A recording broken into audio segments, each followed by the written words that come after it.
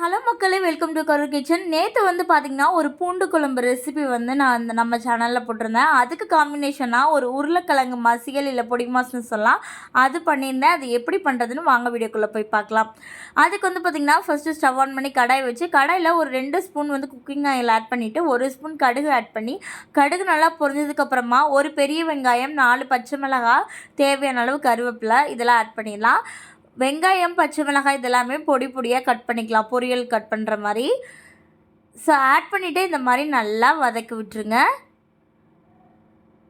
வெங்காயம் நல்லா வதங்கி வரணும்.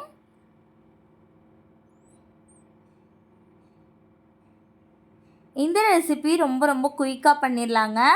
இப்போ இந்த ரெசிபிக்கு தேவையான அளவுக்கு தூளுப்பு ஆட் பண்ணியிருக்கேன். நான் வந்து 1 ஸ்பூன் தூளுப்பு ஆட் பண்ணேன். அதுவே ரொம்ப கரெக்டாக இருந்துச்சு டேஸ்ட்டுக்கு. உப்பு வந்து ரொம்ப கரெக்டாக இருந்துச்சு. ஸோ உப்பு ஆட் பண்ணிங்கன்னா கொஞ்சம் வெங்காயம் சீக்கிரமாகவே நல்லா வதங்கி வந்துடும். ஸோ வெங்காயம் ஓரளவுக்கு நல்லா வதங்கினதுக்கப்புறமா தான் நம்ம உருளைக்கிழங்கு சேர்க்கணும். இந்த ரெசிபி பண்ணுறது ரொம்ப குயிக்காக பண்ணிடலான்னு சொன்னேன். ஏன்னா நம்ம உருளைக்கிழங்கு ஏற்கனவே வேக வச்சிட்டோம் அப்படின்னா 5லேருந்து 10 நிமிஷத்துக்குள்ளே நம்மளுக்கு இந்த ரெசிபி ரெடி ஆகிடும். ஸோ பார்த்திங்கன்னா இப்போ நல்லா வதங்கிட்டுருக்கு வெங்காயம். ஸோ இதுக்கு வந்து பார்த்திங்கன்னா நம்ம எந்த விதமான மிளகாத்தூள் இல்லை மஞ்சத்தூள் எதுவுமே சேர்க்க போகிறதில்ல.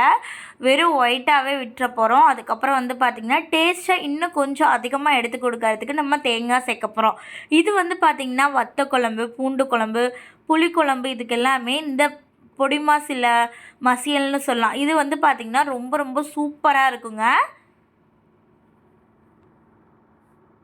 காம்பினேஷன் வந்து அட்டகாசமாக இருக்கும். டேஸ்ட்டும் செம்மையாக இருக்கும். நீங்களும் உங்கள் வீட்டில் மறக்காமல் இதை ரெடி பண்ணி சாப்பிட்டு பாருங்கள். ரொம்ப குயிக்காக ரெடி ஆகிடும்.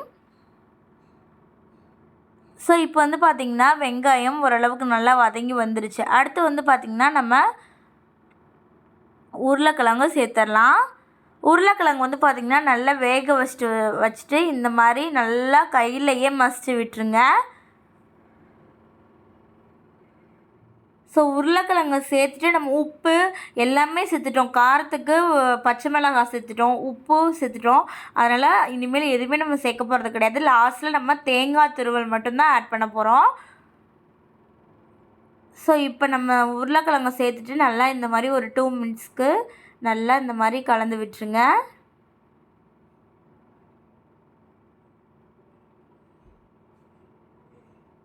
இப்போ லாஸ்ட்டாக ஒரு கைப்பிடி தேங்காய் துருவல் வந்து சேர்த்துக்கலாம்.